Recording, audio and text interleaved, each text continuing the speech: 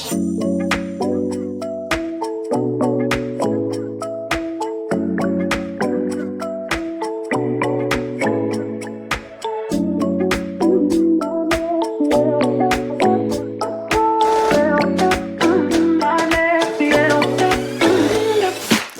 good afternoon and welcome to Religious Studies Asks.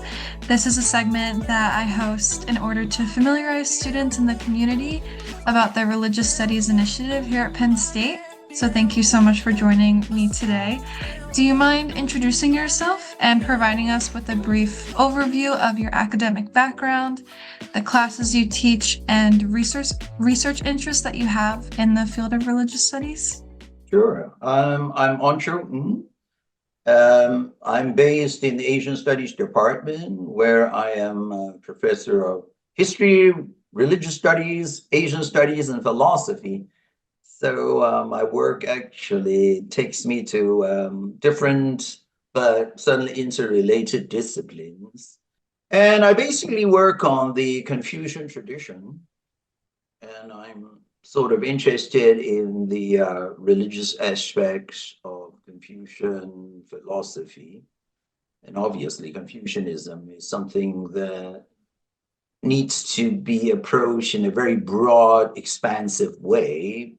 Obviously, we'll have to bring in different sort of perspectives in order to define, let's say, an Asian tradition such as Confucianism as some kind of a religious tradition. But there's no question to me that religiosity is certainly a important part of the Confucian tradition. So basically, much of my research is located at the intersection of history, philosophy, religious studies. And I've certainly written about Buddhist Confucian interactions as well. You know, one of my more recent publications is an edited book on the theory and practice of Zen Buddhism. So, you know, I do a variety of things, but I suppose my headquarters, as it were, would be Confucianism. Yeah, I teach courses at a variety of levels. You know, regularly I do teach the course Introduction to Buddhism, and I also teach a course on Japanese and Chinese religious traditions. Again, it's a very level course, and I teach the history of Chinese thought, for instance. That's a 400 level class. On a graduate level, I have taught Confucianism and sort of contemporary theories of human rights, you know, or to put it another way, the contemporary relevance of Confucianism. Great. So, could you tell us a little bit more about what motivated you to pursue a career in religious studies? Like, how did this all get started for you? Yeah, I actually began with the history of history. So that was my home base. Mm-hmm. But then because I started working on the Confucian tradition, I really could not avoid the religious issues. And I got attracted to the idea that we have to look at religiousness in Confucianism seriously. And I just feel in very many ways, our definition or conception of religiosity in the Western tradition is somewhat limited. And in order to understand the roles of religion in human history from more a intercultural, cross-cultural perspective, we really need to pay a lot more attention to the so-called non-Western world.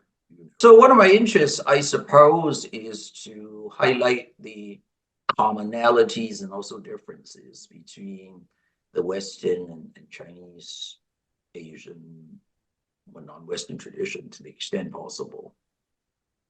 So in my work, I do a fair bit of comparative study. So the broadest, I guess, answer to your question is, you know, religions are parts of human histories and human cultures. So regardless of which culture, which people you're looking at, religion is very much a part of it. So we can even say that perhaps the religious yearning is part of the human condition. Yeah.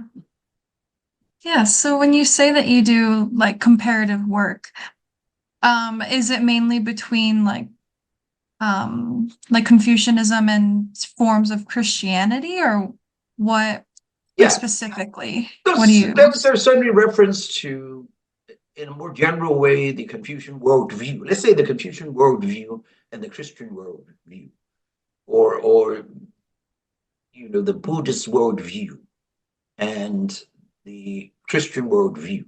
More specifically, for instance, I have written about mysticism, Confucian mysticism, and how that differs from Western mysticism in general. Mhm. So, obviously, because of my training, much of my work pertains to China, pertains to Confucianism, and to a certain extent Buddhism.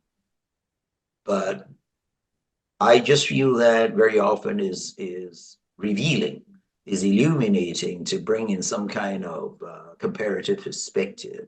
This is not to Mhm. say that I'm terribly well trained on the Western end of things, but I believe I know enough to be able to make Mhm. some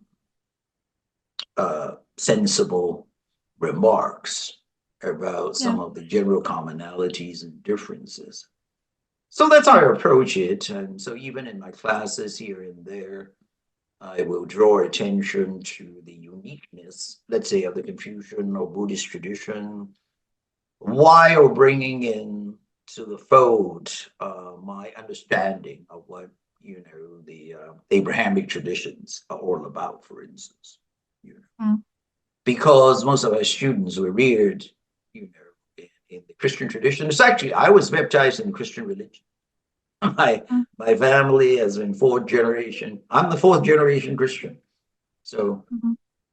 I was going to ask if, since we are very much influenced by Christian religion here in the United States, I was sure. wondering if your students coming in, if they often have like misconceptions about more Eastern religions or. They do and they don't. I mean, it seems that when I'm teaching these classes, you are dealing with an audience that is self-selecting already. So in other words, people sign up the classes most of the time because they're curious. So they have an open mind. They really want to learn about a certain tradition as opposed to latching onto their own religious beliefs. This is not to say that they have lost their faith, although some of them are in the process of losing faith. Some of them are truly actually interested in exploring other Yeah. religious well springs, as it were. So I certainly have some conversation with some students about they're losing the faith, and then it's very uncomfortable, how they find, for instance, Buddhism or Confucianism attractive, but at the same time that engenders some kind of discomfort as well, and of course, you have a lot of students who are actually very cosmopolitan in their worldview. The idea is that, yes, I have my own belief, but at the same time, I cannot discount what other people's believe in. And it is sort of my responsibility to learn something seriously about, the other practices and beliefs. Great. Well, thank you for sharing those.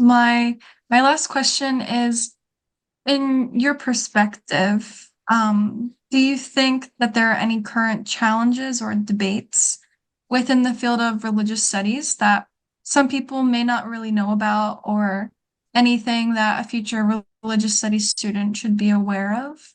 Well, there are always challenges. We alluded to it, and that is what sort of perspective you bring to the study of religion. So, in some ways, first and foremost, we have to sort of safeguard a more secular, as it were, approach. Make sure that students are able to separate religious praxis from scholarly praxis. you know. Um, but religious studies, suddenly, as with other humanities, have undergone quite a bit of changes to the extent that it has become far more sort of accommodating. So, for instance, study of women suddenly has become far more important. Gender question become important. The question of deorientalizing the discipline has become important. That is not only just defining religiosity from the Western Christological point of view, but certainly try to be embracing, try to be open-minded and tolerant in terms of incorporating other perspectives of the divine, for instance, the other notions of godliness and that sort of thing. And I guess the major challenge ultimately is interest. Hmm. That is to say, how do you actually encourage students to continue to study religion, even though on the surface it appears that studying religion is not going to yield any concrete immediate results? But it seems to Right. me that any serious student in religion will be able to develop a very sharp critical mind, able to see through to the deeper core of human reality instead of always being mired down in the surface details. So that remains a challenge, and how do you actually, which is general challenge of the humanities, and how do you convince students that ultimately there is a good deal of practical utility in studying religion, such as studying of literature or art history or that sort of thing. So there's various ways of understanding how human beings behave, how they respond to situations, and how they essentially ultimately confront, uh, adversities and difficulties. And so the critical perspective is always there if you approach religious studies actually as a scholarly discipline. It requires you to look at different interpretations. It requires you to be tolerant. It requires you to be expansive in your approach. So to become a better person, in other words, if you Yeah. study religion. Yeah. I think one of our goals in the Religious Studies Initiative is to really, get the students' interest and have them realize that religion isn't something that is so, way off in another world. It's all around us, and you can see it everywhere. It's important. It can really help with your Yeah, global worldview. right. One of the ways to confront this challenge, that is after you have brought them into the classroom, I always try to emphasize the relevance of Mhm. what we are doing. I mean, because I don't care whether you're talking of a person who lived like back in the 10th century, or 5th century BCE, or now, there's still this thing called the human condition. Right. So, for instance, psychology is one way of understanding the human psyche. And if you study religion, you're also studying the human psyche in terms of this religious yearning, and that is this yearning for some kind of spiritual uplift and fulfillment and satisfaction. And all those Mhm. things never stop. They always inform our life. So in other words, you always want to be a better person. You always wonder how you can deal with obstacles, how you can deal with sorrow, how you can handle euphoria. And all those things ultimately are talked about and dealt with in a religious context, really. So once you realize the contemporary relevance, or at least the contemporary resonance of what you're studying, could be Buddhism, could be Taoism, then you know that, yeah, that religious tradition could be a very rich and inspiring resource for us to use. Actually, again, it's something that we find some contemporary usage out of. And it's just another way, another resource for us to think critically and sometimes sentimentally, emotionally about situations that are unavoidable, loss because of death, partings, breakup, not to mention the joy of welcoming a new life, could be a brother, sister, son, daughter, So falling in love, all those things, are very much part of what religion talks about. Great. Well, thank you so much for being here with me today and talking with me. I really appreciated your philosophic point of view. And it was great getting to know you. So thank you. Yeah, thank you for arranging the dialogue. That's fun.